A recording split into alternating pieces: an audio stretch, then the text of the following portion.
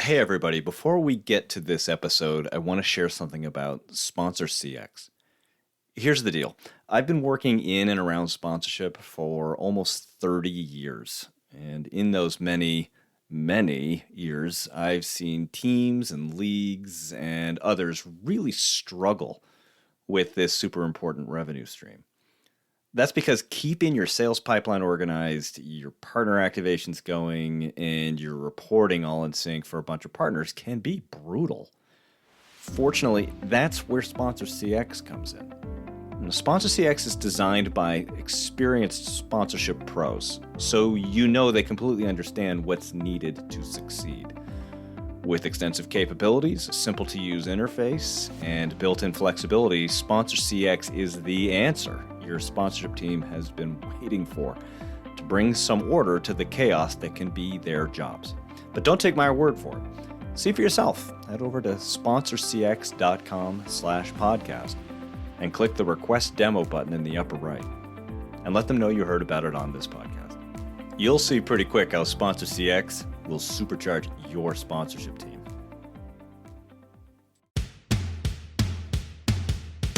Hi, this is Ben Mathan, Chief Strategy Officer for Learfield, and I'm going one-on-one with ADC partners.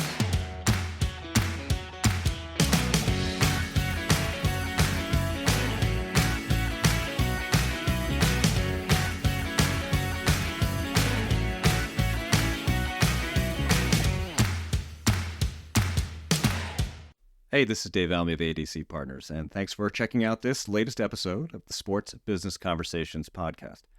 So whether you're working out, commuting, or just need something to distract you for a bit, I'm glad you're here. Now, I've always loved the expression, man plans, God laughs. It's actually an old Yiddish proverb that speaks to how hard it is to execute a plan when so many unforeseen variables can come into play. Vaunted 21st century philosopher Mike Tyson has a more contemporary version. Everyone has a plan until they get punched in the face. I suspect no one knows more about carefully laid plans going awry than this episode's guest, Learfield Chief Strategy Officer Ben Mathan. You see, after carefully plotting out a career in financial services, Mathan took on a role with college sports juggernaut Learfield.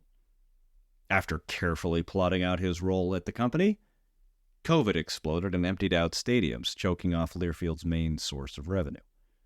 You get the picture. Ben planned, God laughed.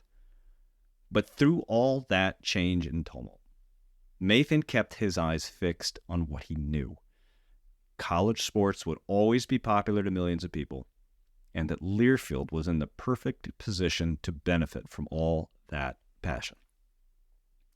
In our conversation, we talk about Mathan's somewhat indirect path to working in college sports, what he believes are the key attributes for someone charged with developing corporate strategy, and how he keeps his focus in an industry where things seem to change hour by hour. So thanks again for stopping by, and hope you enjoy my conversation with Ben Mathan, Learfield's Chief Strategy Officer. A quick review, if we could. Yes. Of your work history, because you start down one path and you take a pretty good fork in the road here, right? Because you were at Morgan Stanley, Wells Fargo's, after it was management, and then all of a sudden, like needle scratch across the record, you're at Learfield, right? Yeah. So that trajectory in financial services kind of goes sideways. Yes. You end up in sports business. So Can you talk about that a little bit? Like, how did Cole Gahagan, president of Learfield, sort of approach you with that idea? And what was your initial response? It's a great question. I wish I could tell you there was some master plan that led to me becoming the Chief Strategy Officer at Learfield. That would be a humongous lie to start off this podcast. The strategy officer without the strategy. That's a tough one right there. No, not at all. So I honestly, I think over the course of my career, I just continued to pursue whatever the most kind of interesting, challenging thing I could see in front of me was. I don't think I am, maybe even to this day, but I certainly wasn't at the time smart enough to think 3 to 4 steps ahead. I was kind of looking at what the next thing was. So I went to NYU, which is a very finance, forward school. Yeah. And I knew that, investment banking was one of the most competitive jobs to get out of NYU. So I kind of set my sights on trying to get one of the most competitive jobs, out of college. And I was able. Had that always been a thing for you? Were you always super competitive in that way? And you kind of saw it and you went, yeah, I want that. Yeah, I really have always been. And I pick my moment. I know people who are just kind of universally competitive 24 hours a day, and I sometimes find those people hard to. I pick certain things to be competitive in, but yes, when it came to education and my career path, I just, even when I didn't know what I wanted to do when I grew up, I knew I wanted to do something that was difficult and challenging and competitive, and investment banking represented that pretty early on. So I, went to, as I was at NYU, I knew investment banking was going to be, one of the first jobs I wanted to have. I was able to get that. Right. It actually sort of followed that plan that you had. It sort of, you did actualize that. That's right. So as Morgan Stanley was actually an internship while I was in college. Wells Fargo was my first investment banking analyst role kind of right after college. And while it seems like a kind of complete left turn, I would say, when you're on the investment banking side, your job is to advise companies, right? So you do have to kind of get into the weeds with them a little bit. You have to understand what a company's needs are. You've got to understand what other kind of, at least as it relates to mergers and acquisitions or capital solutions, what solutions are out there to help support the companies that you're serving, right? So pretty early on, I got to understand, okay, finance is great and I'm really enjoying what I'm doing. But part of why I'm enjoying what I'm doing is because I'm getting to learn about other companies that are outside of finance. Yeah. And that's what kind of started the private equity itch in my head, which, number one, it is also a competitive industry to get into. Just a little. Yeah, but I realized in my mind, if I'm enjoying the advising of companies, maybe I'd really enjoy owning a company and helping kind of build that company as an ownership partner. And so that's where the kind of, private equity itch started. And so I went from Wells Fargo to a firm called 10X Capital Management, and then from 10X to Ateros. Ateros was actually a really, really interesting and exciting opportunity that it was a brand new firm, just started. Michael Angelakis, the founder, had spent years on the private equity side, mainly at a firm called Providence, and then was the vice chairman and CFO at Comcast for a number of years. He decided to start his own private equity firm, and I was incredibly lucky to be one of the first, employees that they hired. So I got a chance to kind of take on an entrepreneurial type of private equity experience, working with, closely with partners that normally I would be very, very far. Right. You got a little bit more boutique-y with a startup sort of piece like that. It allows you to be a bit closer to what you were trying to do. And was there a theme to the investing at Ateros? Where did Learfield fit into that? Because they were an investor into Learfield. That's exactly right. So Learfield, so Ateros had, 2 or 3 big mandates. One, the word Ateros literally means partner in Greek. One was to invest. Ben, my Greek is not sharp. Come on. If you ask me, that's the only word I know in Greek. So one was to invest as kind of long-term partners, which is different than a lot of private equity models. Right, usually 5 and flip, yeah. Exactly, a 5-year kind of horizon. This was a 10 to 15-year, partnership approach. We had, the vast majority of the capital comes from Comcast as well. So the goal was to kind of invest in companies that were, call it, media and technology adjacent to Comcast, not necessarily right down the fairway of Comcast, and also invest in good companies that had growth prospects. And Learfield kind of fit perfectly in all of that, right? A company that had multiple private equity owners over a handful of years and probably could benefit from some long-term ownership stability, a company that certainly is kind of perfectly in the adjacent part of the media, sports, entertainment, technology landscape, but not something that you'd ever see kind of Comcast directly investing in necessarily, but one that could benefit from a Comcast partnership. And, so we really just got excited about Learfield as a potential, first investment that would allow us to take all the experience that people like Michael Angelakis and Alex Evans and others had around the media space and apply it to Learfield. And it actually became one of the first investments we did. It's worth noting that from a timeline standpoint, yes, this is all 2019. This was so the original acquisition of Learfield was 2017. 2017. Yes. So you start the traditional private equity path. You're now an investor in Learfield. Yeah. You start working closely with them, guiding, advising, taking all those things that you found really fascinating about that consultative capacity to private equity to help grow the business in such a way with an ownership stake in it. And things are progressing, right? The merger with IMG College. Learfield really establishes itself as the player in Yes. multimedia rights. And then April 2020 happens, and the world shuts down, and stadiums are empty. Yes.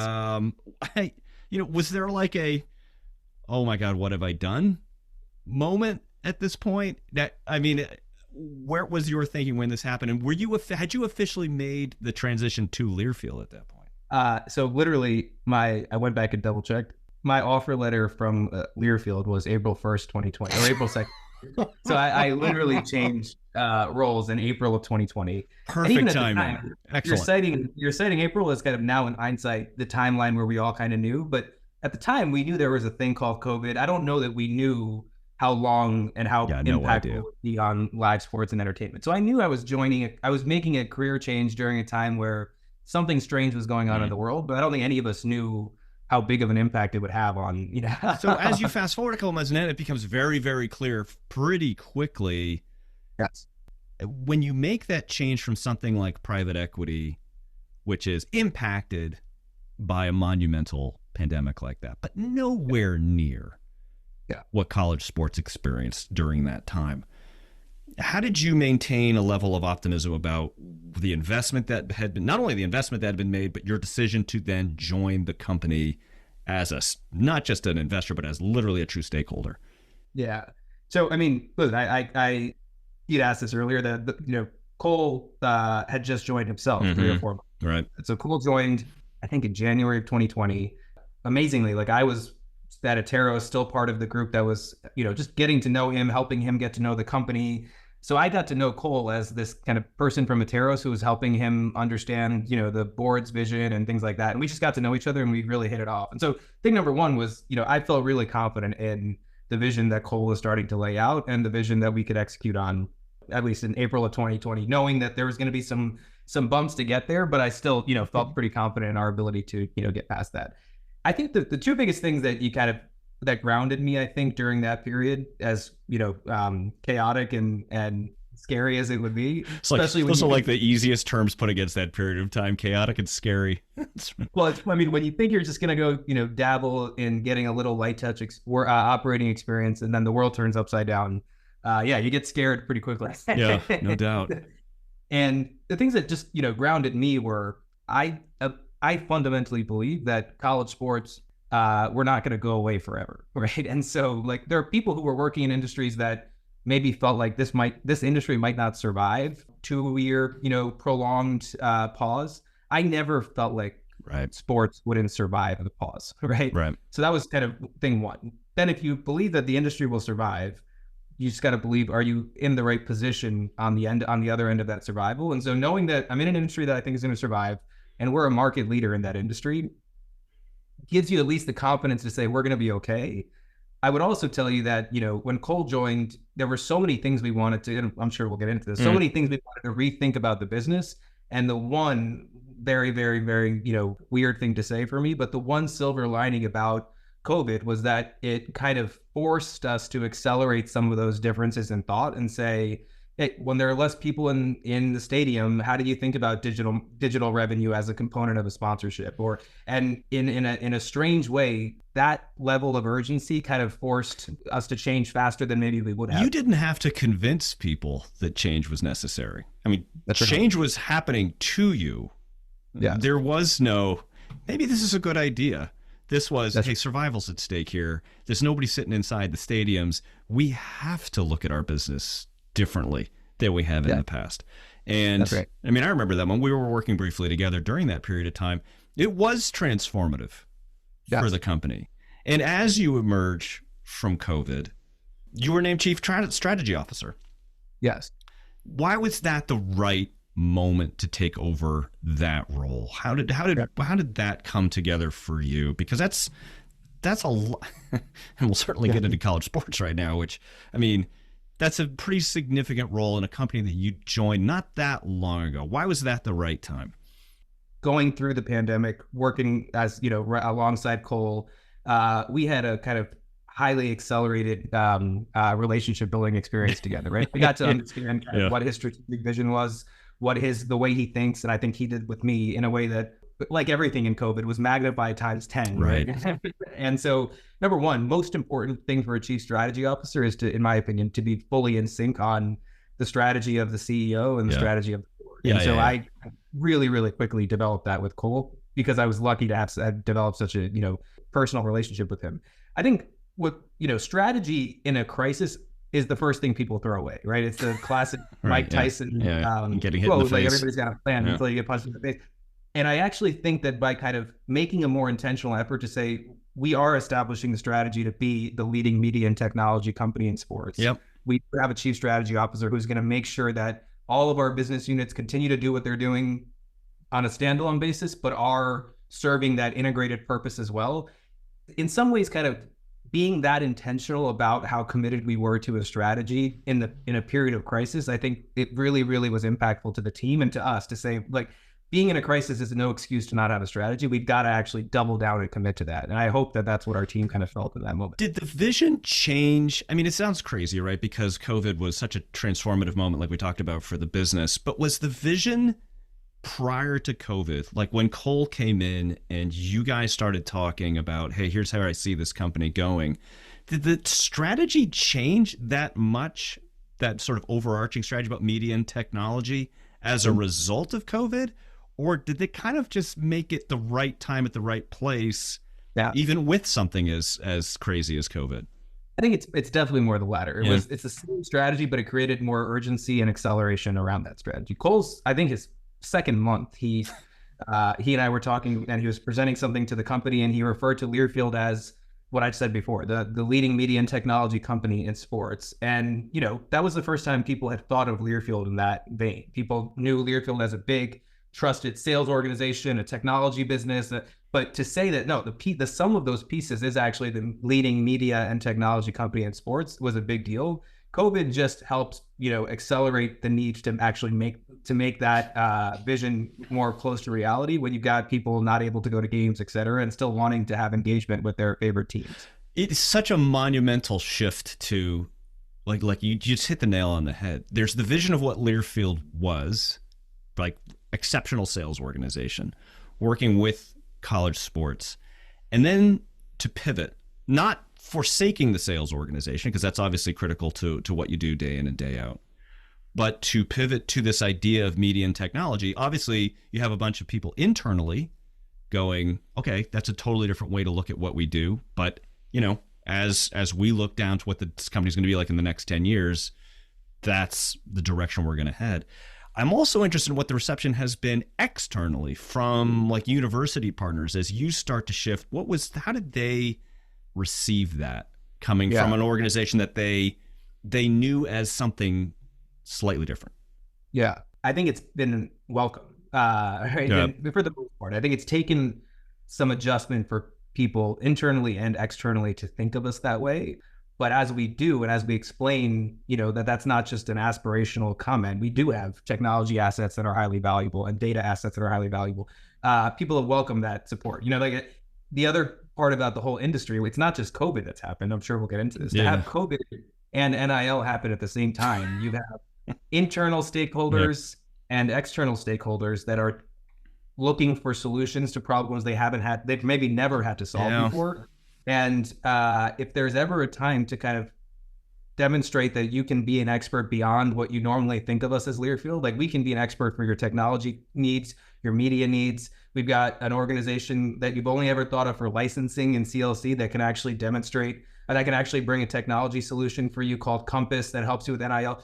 Being like the period of time that we've gone through over the last 4 years, the premium on providing solutions became so high that I think people were just more open to hearing a different story about Learfield because everyone's just looking for solutions to really complicated problems right now. Let's talk about that too, because we've alluded to it a couple times. NIL, conference realignment, media rights. This is college sports. Ironically, used to sort of be the sort of adorable, comfortable place to work in sports, right? Athletic departments. Oh, this is nice. We'll go sell tickets and everything like that. There is no part of sports that's more dynamic right now. I mean, just when you think conference realignment, for example, has settled, Cal and Stanford are, in 2 years going to be back in the Pac-12, right? And NIL, you think, okay, House decision, that's been settled. Well, the judge takes that one back and says, maybe we're going to look at it a little differently. So as the person charged with strategy during this, right, it's hard. I mean, strategy is usually like 3 to 5 year plans, 1 year, 3 or 5 year plans. Yes. How do you prepare yourself and the people that you work with to deal with strategy in such a chaotic environment? It's a great question. I would, if I had the perfect answer to that question, I'd be better. I'd be much better at my job than I actually am. But I honestly we'd elect you. I think this probably not an answer you're expecting, but I will say one of the most important things, in my opinion, for executives, especially strategy executives, going through a period of industry dislocation and disruption Tumult. as we are, is just a sense of humility. Yeah. Like I think knowing that you don't know is okay, right? And that almost frees you to actually kind of think critically if you're able to just admit, I don't know the answer. And by the way, like I don't know how many people in positions of power in this industry would actually say, I know exactly what's going to happen in the next 6 months. And in some ways, just admitting that allows you to have open, crazy idea type conversations that you might otherwise be guarded on because you think like, I'm supposed to know that that's a bad idea, so I can't say that. So number one, I actually think is humility, just knowing I don't know the answer, but I want to explore how to get to the answer together on where all this is going. And then once you allow yourself to accept that, you just kind of have to constantly remind yourself or ground yourself in the 1 or 2 or 3 pieces of the puzzle that are not going to change. Right. And it starts as simple as like, do I believe that student athletes will be able to monetize their name, image, and likeness forever? Yes. Do I believe that potentially leads to student athletes getting paid to play? Yes. Like whatever that means. And people can even disagree on a couple of those points, but once you start grounding yourself in, I'm not going to know 100% of the story. Let me just focus on the 2 or 3 or 4 of the 100 things that might happen. The handful that I actually know are not going to change. And then figure out how many more things can I build on? I think just it's the analogy of eating an elephant, right? You got to start with the stuff that you know is true and then work your way up to the things you think might be true before you get to the things that you have no idea. It's a really interesting point from the standpoint of there's so much going on and it's so easy to get wrapped up in the change. And I made that sort of snarky comment about Cal and Stanford. But that's not anything that you're going to control or build strategy around one way or the other, at least in the near term. So really identifying, okay, what are the things that we can focus on that are going to impact our bottom line? Really concentrate on those. Like NIL, huge piece of business, so much change, so much opportunity. Let's build on that. Yes. Let's focus on that. And I think if you don't think of it in that context and break things apart and say, what do I know is true? What do I believe is true? You create a lot of risk to miss something, right? I was on a call yesterday, literally, where somebody was talking about, this idea, and someone said, well, you can't, that would never happen because it's illegal for state institutions to do that. And everybody kind of accepted it. And then 2 minutes later, somebody said, wait a minute, but what happens if a governor changes the law?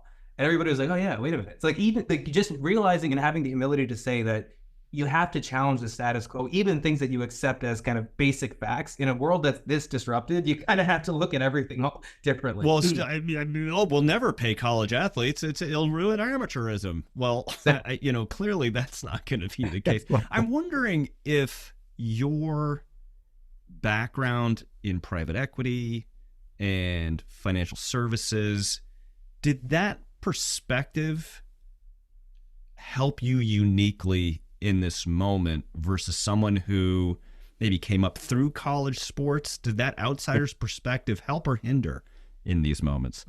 Actually, I do think it helps. Yeah. I think Greg Brown is the former CEO, and I talk, a decent amount, and we always joke about how Greg is probably a worldwide. There aren't too many people who know college sports better than Greg Brown. Yeah.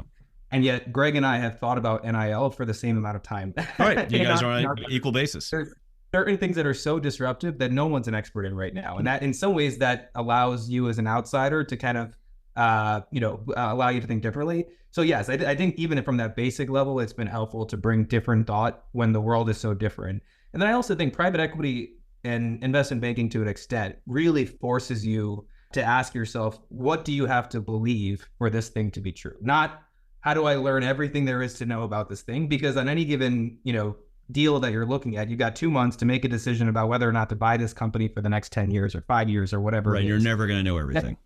You have to come up with what are the 4 things you have to believe for this investment to be true. And I think bringing that mindset to college sports or sports in general has helped me to say, you don't have to know everything about where NIL is going, but what do you have to believe to know that these are the right next steps to take? There was this period of time in 2021, the merger had happened between IMG College and Learfield. Learfield was clearly the dominant player in the market. And then sort of the competition starts to heat up again. You've got some other competitors starting to chew away at some properties and things like that. Can you speak to renewed competition? And like, again, on the idea of strategy, sometimes it gets like, oh gosh, this is happening in the market. We have to be defensive about this thing. Does that change strategy, modify strategy, or do you just say we don't pay attention to what's going on outside the market? We got to focus on the things that we're doing well. How does that frame out in your mind? Yeah, it's a great question. I mean, we were the market leader. I don't love the word dominant because that can always change. All right, market leader. We certainly had the most number of schools by far of anyone. Yeah. Right.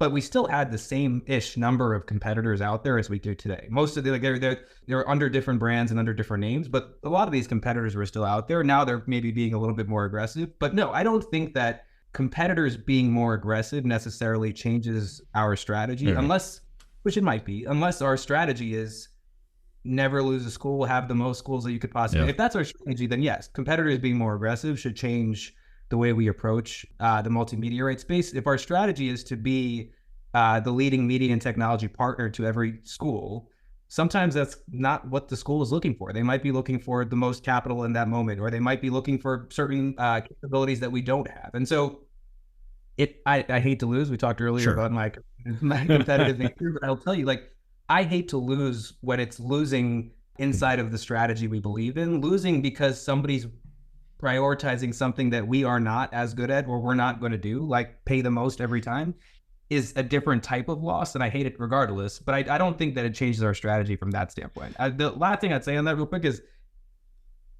paying more for rights is, one way is certainly a real way to win in this industry.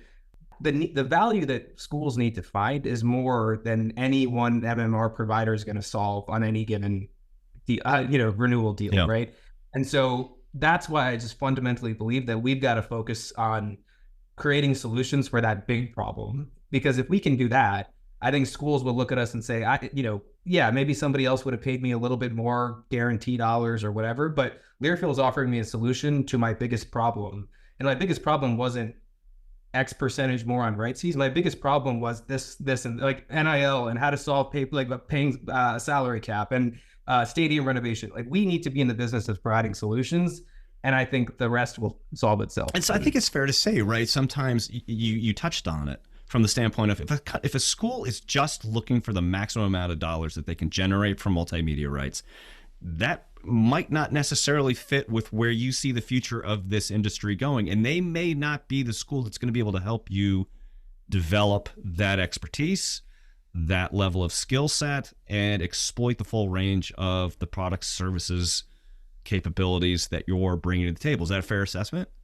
I think it's a fair assessment. I would just slightly tweak it to say, because we have such aligned incentives in our deals where we share an upside as well, the school has to also believe that Learfield together, we can create more revenue that I will share and than I would have otherwise. Right, gotten. The upside. And that's a hard thing to prove. But as we start, improving on our national sales platform, as we continue to develop our multimedia rights sales organization, as you and Andy have helped us with, frankly, as we continue to build out digital marketing, the more we can demonstrate that you want to be in business with us because we'll solve your problems, and the revenue that you're going to share with us on is going to be greater than everybody else's. The more it's not just taking less. It's not about, are you willing to take less money? It's, are you willing to be a part of growing something together or taking a guaranteed dollar?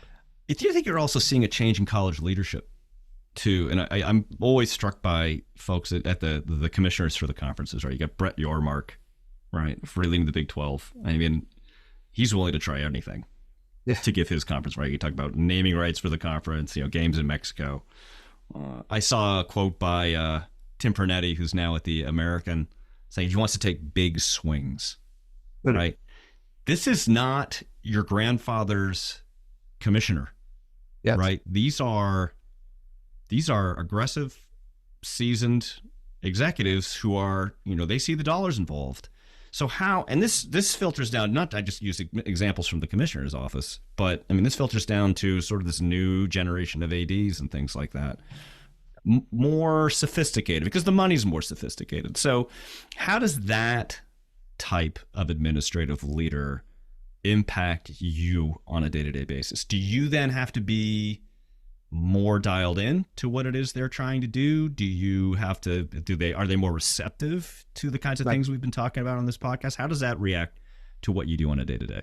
Listen, I think it forces all of us to step our games up a little bit, right? We've got, first off, 4 years ago when I joined, it was you really felt like an outsider in this industry. Even 4 years ago, it was very like anyone you met, you would be the only one that hasn't been in this industry for 15 years. Right? Right. Yeah. Fast forward 4 years later, and the number of just from athletic directors to coaches to conference commissioners to, there has been more movement of people coming into the industry and moving than I've seen in almost any other industry. Anytime that happens, you bring in new ideas, and so it makes us. I think it forces us to step our game up, because you've got people coming in with good ideas that worked outside of college sports who are going to bring them into college sports, and we've got to find a way to be a part of that. The exciting thing for me is that, if you asked anybody off the street, this is my outsider, coming out, right? If you ask anybody off the street who's in charge of college sports, as most of them would say the NCAA or a conference or a school. We all know that the answer is all of the above, because college sports is such a fragmented, set of rights and assets and things like that. And you could not design a more complex system. It's so complicated. And Learfield is so fortunate to be in a position where we have such a good, ownership position of so many pieces of that puzzle. So the great thing is we have, as commissioners change, as athletic departments change, we have we have a footprint on so many parts of of how to make this puzzle work.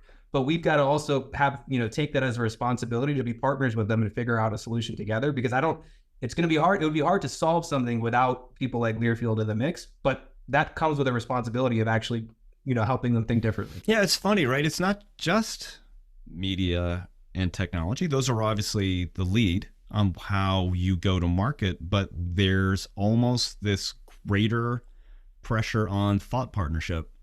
Yes. Because everybody that we've been talking about, athletic directors, commissioners, multimedia rights providers, media, everybody's looking at this and trying to figure out what's going on. So with that in mind, I'm almost sorry to ask this question, but what's on your radar? I mean, this with an industry that changes every 20 minutes. Yeah.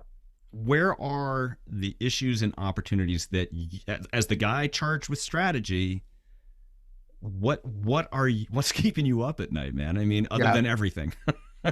Honestly, it is everything. I mean, the obvious stuff is NIL needing to raise $22 to $25 million per school to compete from a student athlete monetization or a student athlete payment standpoint, and all of the above. And NIL is so disruptive that the answer is everything. The reason it's almost non-specific is that schools are looking for sustainable ways to generate somewhere between 10 to 30% more revenue than they've had to generate before.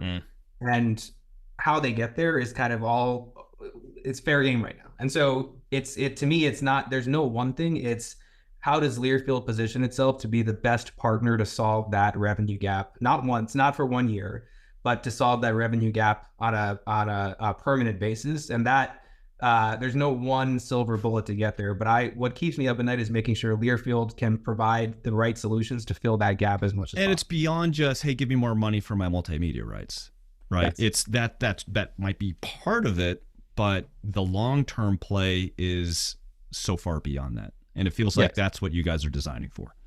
And because multimedia rights might be some of the longest contracts that I've been around. Even that, NIL will a need for NIL dollars will survive any one MMR deal as well. So we've got to actually find permanent revenue solutions for the industry, because we have a permanent change in the industry that's already happened. Right. It's happening to you as we speak. That's exactly right. That's exactly. I'm with Ben Mathan. He's the Chief Strategy Officer for Learfield. Ben, thanks for the time today. Really appreciate the conversation, the insights. But before I let you go, I got to put you in the lightning round. All right. Yeah, no, is the appropriate response when you're told you're being put into the lightning round. This is a series of questions. You don't know what's coming. Are you ready? I'm ready. Oh, well, okay. That was pretty confident. That was pretty confident sounding. We'll see. All right. You, as we discussed, you did your undergrad at NYU. What is the nickname of the athletic teams there? The Violets, believe it or not. Follow-up question, is that the least intimidating sports nickname in all of college sports? So when I was there, they changed it to also be the Wildcats, but it was a violet-colored Wildcat, but it's historically been the Violets. And yes, it must be the least intimidating. Go Violets. It just does not strike fear. Okay. What college sporting event is still on your bucket list? Ooh, good question. I've never been to I've never actually stayed through, like, I'd love to actually spend a full 3 days at March Madness. I've been to a game here or there, but I'd actually love to commit to just being a part of the whole experience. That's a good one. You helped launch Learfield's college rodeo. When's the last time you sat on a horse? Maybe 5 years ago. I was around when a number of people really, really helped launch college rodeo. I get credit for it because I happen to have a big title. But no, I 5 years ago, and I've probably been to a rodeo once or twice in my life, honestly. Okay. But I will say, going back to the point before, huge fan base, passionate, like that's where Learfield should play, is kind of continuing to innovate around sports properties that are not right down the fairway of what we do, and yet very much are right adjacent to what we do. Very good. All right, lightning round. We're going to keep it quick here, man. You were recently named a 40 under 40 by the Sports Business Journal. Congratulations. What award would you like to receive next? You know what? I'll plug myself for next year. I'd love to receive 40 under 40 a second time. Oh, a double winner. All right. I like it. All right. You have indicated in past, this is the last one, by the way, so this is the hardest one. You've indicated in the past that your parents proudly just described your job as, quote, business. Yes. Have you made any headway in helping them understand what you do? Well, it's better than they used to think I was a bank teller instead of an investment banker, but no headway since business. Well, as the world's most successful bank teller, Ben Mathan, appreciate the time, man. Thank you, Dave. Appreciate you having me. Thanks for listening to this episode of the One-on-One Sports Business Conversations podcast. If you enjoyed it, we always appreciate a subscribe, share, comment, or like. And don't forget, you can always find past episodes at abcpartners.com/podcast. This podcast is written, produced, edited, and hosted by Dave Almy. And the theme music was composed by Scott Holmes.